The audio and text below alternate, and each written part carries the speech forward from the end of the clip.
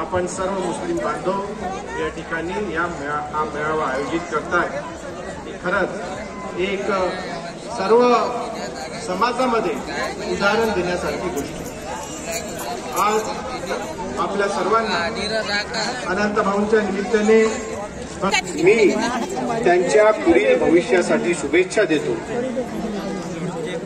टेकडीवाले बाबांचा आशीर्वाद आपल्या सर्वांना संपूर्ण आयुष्यभर मिळो आणि आज लग्नाच्या निमित्ताने जो आशीर्वाद आपण घेऊन जाणार आहात तो आयुष्यभर आपल्या कामी येणार। या ठिकाणी मी एवढीच प्रार्थना टेकडीवाल्या बाबांच्या चरणी करतो की आरवी असेल, आष्टी असेल, कारंजा असेल, माझ्या मतदारसंघातल्या माझ्या प्रत्येक नागरिकांचा आशीर्वाद त्यांनी असाच राहू द्यावा।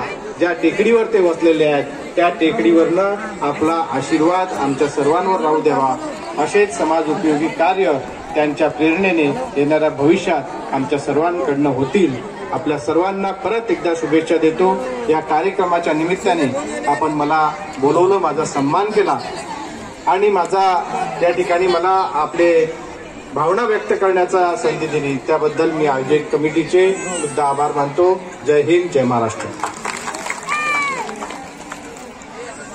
सन्माननीय आमदार साहेब आणि सन्माननीय खासदार साहेब एक उर्स कमिटीच्या माध्यमातून एक विनंती राहून गेली होती, त्यामुळे एक 150/90चा एक हॉल तुम्ही उपलब्ध करून द्याल या मागणीसह वर्धा लोकसभा मतदारसंघाचे लाडके लोकप्रिय खासदार सन्माननीय अमरभाऊ काळे यांना विनंती करतो की आपण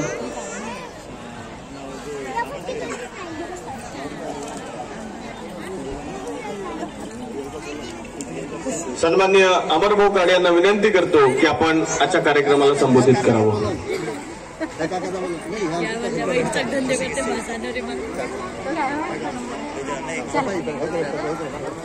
टेकडीवाले बाबांच्या चरणी सर्वप्रथम वंदन करतो। या कार्यक्रमाचे सन्माननीय अध्यक्ष माननीय अनंतराव दादा, या ठिकाणी प्रामुख्याने उपस्थित या मतदारसंघाचे सन्माननीय आमदार माननीय सुमितजी वानखेडे, प्रामुख्याने या ठिकाणी उपस्थित उर्स कमिटीचे अध्यक्ष माननीय साकिब भाई, या ठिकाणी उपस्थित माननीय विनोभाऊ धोंगडी, आमचे काका, या ठिकाणी उपस्थित अताभाई, नगर परिषदचे अध्यक्ष अनिलजी धोत्रे, उपाध्यक्ष आमचे उपाध्यक्ष जकीभाई त्यारूभाई, उपस्थित रविभाऊ गंजीवाले, आदरणीय सर्व मंच आणि उपस्थित सर्व सुंदर आयोजनाबद्दल या ठिकाणी आयोजकांचं मनापासून या ठिकाणी अभिनंदन करतो। आणि सातत्यानं मागच्या काही वर्षापासून हा कार्यक्रम या ठिकाणी सामूहिकत्वाचा संपन्न होतोय आणि एक राष्ट्रीय एकात्मतेचा संदेश सुद्धा या कार्यक्रमामधून, आष्टीच्या या कार्यक्रमाच्या माध्यमातून देशामध्ये देण्याचं काम हे उर्स कमिटी करते। त्याबद्दल उर्स कमिटीच्या सर्व सन्माननीय सदस्यांचं मनापासून या ठिकाणी हार्दिक अभिनंदन करतो।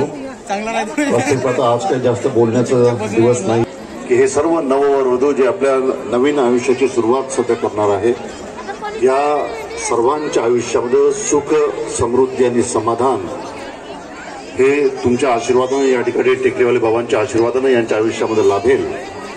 दुर्दैवानं जर थोडं पाहायचं झालं तर जर तुम्ही अभ्यास जर केला सध्या तर समाजामध्ये लग्नाच्या नंतर लवकरात लवकर घटस्फोट घेण्याचं प्रमाण खूप मोठ्या पद्धतीने वाढतंय आणि आपल्या सर्व मी अनेकदा पाहतो मान होताना मला पाहायला भेटतोय की लग्नाच्या नंतर 1 वर्ष असेल, 1.5 वर्ष असेल, 2 वर्षामध्येच अनेक ठिकाणी नवीन जोडप्यांचे घटस्फोट होण्याचं प्रमाण फार मोठ्या पद्धतीने वाढत आहे। आणि मला या निमित्तानं इतकंच सांगण्यासाठी की समाजाच्या दृष्टीने ती बाब योग्य तो तेव्हा लग्न केल्यानंतर एकमेकाला समजून घेण्याची जबाबदारी आपली असते। कमी जास्त असलं त्या सर्व परिस्थितीमध्ये निभून घेण्याची जबाबदारी एकमेकाची असते। काही दोघांमध्ये कोणाच्या याच्यामध्ये काही कमतरता असेल तर त्या याच्यामध्ये ते सर्व ऍडजस्ट करून घ्यायचं काम हे लग्नानंतर त्या निमित्तानं आपण केलं पाहिजे। आणि जर आपण ऍडजस्टमेंट जर केलं नाही, एकमेकांना जर समजून जर घेतलं नाही तर हे घटस्फोट घेण्याचं प्रमाण फार मोठ्या पद्धतीने अजून वाढत जाईल। त्यामुळं आपण एकमेकांना समजून घ्या आणि तुमच्या आयुष्यामध्ये पुढच्या काळामध्ये सुख समृद्धी समाधान लाभो ही ईश्वरचरणी प्रार्थना करतो। आणि देशाची लोकसंख्या 140 कोटीच्या वरती गेली आहे। 140 कोटीच्या वरती देशाची लोकसंख्या गेली आहे। सर्व प्रॉब्लेम या देशामध्ये जे निर्माण होऊन राहिले आहे ते वाढत्या लोकसंख्येमुळे होऊन राहिले आहे। त्यामुळे नम्र विनंती आहे,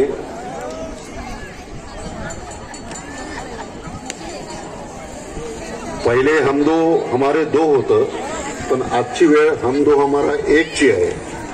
त्यामुळे पहा, विचार करून इतकी एक अपेक्षा या ठिकाणी करतो।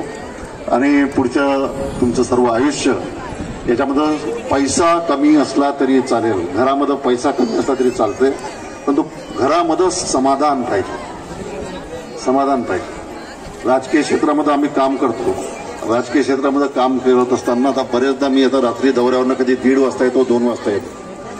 1:30 वाजता आल्यानंतर सुद्धा बायको प्रेमानं वाढते, रात्री 1:30-2 वाजता आल्यानंतर सुद्धा बायको प्रेमाने वाढते, याच्यापेक्षा दुसरं काही कमाई नाही आहे। त्यामुळे इतकं त्या निमित्तानं सांगतो की पुन्हा आपल्या सर्वांचं मनापासून या ठिकाणी अभिनंदन करतो। सर्वांच्या आयुष्यामध्ये सुख समृद्धी समाधान टेकडे बाबांच्या आशीर्वादाने लाभेल ही या ठिकाणी प्रार्थना करतो।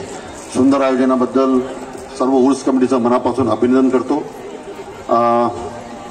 आवेजने या ठिकाणी मागणी केली की इथे सभामंडप व्हावा। मला तरी असं वाटतं की इथे सभामंडपची काही फार आवश्यकता असं वाटत नाही।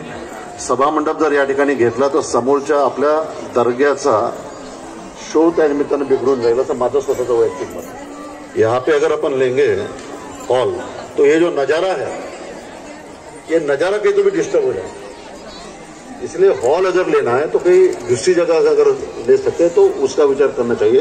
क्योंकि ये जो नजारा है, ये नजारा तुमको ढूंढने से भी मिलता है, तो इसलिए मैं बोल रहा हूँ ये नजारा ढूंढने से भी मिलता है। कई जगह में गया लेकिन ऐसा नजारा कहीं नहीं मिलता, और हॉल अगर ये बीच में अगर खड़ा हो गया तो ये नजारा बिगड़ जाएगा। इसलिए नजारा बिगाड़ने का काम मत करो, इतकी नम्र विनंती करतो। करायचं असेल तर दुसऱ्या ठिकाणी करू, पण हा नजारा, हे जे कृपादृष्टी है, ये जो कृपादृष्टी है वो डायरेक्ट आंदो है। इतनी यहाँ से विनंती करता हूँ। फिर से सबका आभार मान के मेरे 2 शब्दों को विराम देता हूँ। धन्यवाद। खूप खूप धन्यवाद दादा। वंदनीय राष्ट्रसंत तुकडोजी महाराजांनी ग्रामगीतेमध्ये सांगितलं, लग्नासाठी कर्ज करावे, जन्मभरी व्याज भरावे।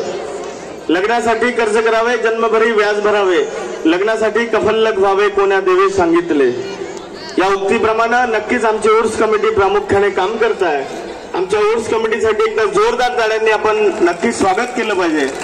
आजच्या या कार्यक्रमाप्रसंगी आजच्या कार्यक्रमाचे अध्यक्ष सन्माननीय अनंतदादा बाबूजीदादा मोहोड यांना विनंती करतो की आपले अध्यक्षीय भाषण आपण या ठिकाणी संबोधित करावे।